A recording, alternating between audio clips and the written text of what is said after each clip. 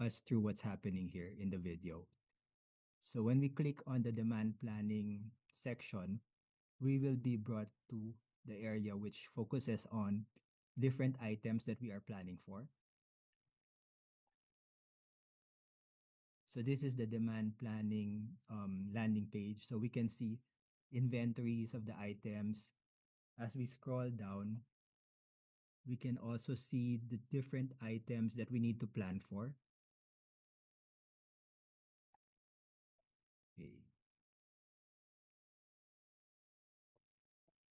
So we have these inventory status.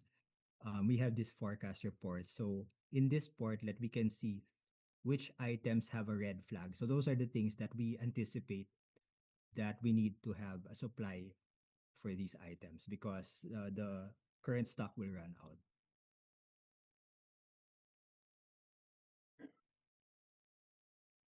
So as we go to the different areas, this is one of the most important part, the calculating of our item demand.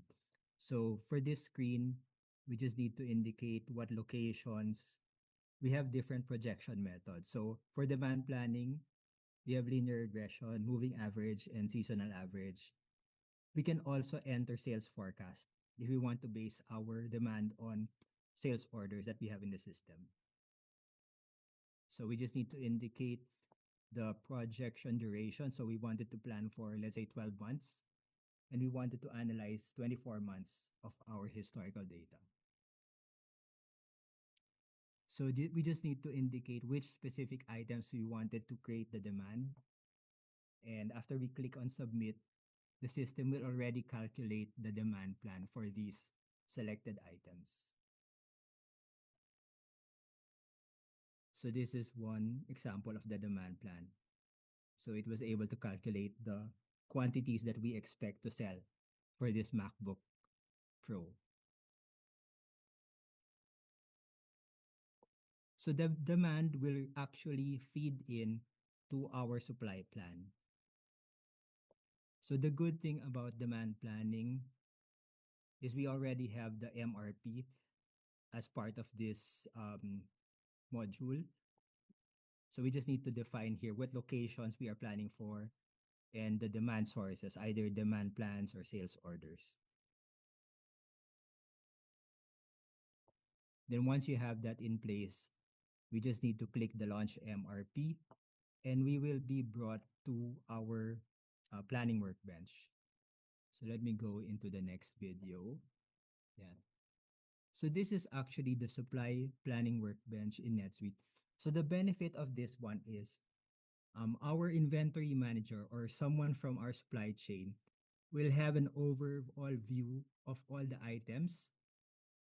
So we can see different items, different information or supply plans, demand information for these items. So we click on that button, we can see a moving inventory trend for those items. So we can look at it on a daily basis. We can make this grid view. In this grid view, the important thing to look for here is the planned orders. So the system will already suggest to the planner that they need to they need to create purchase orders for specific dates.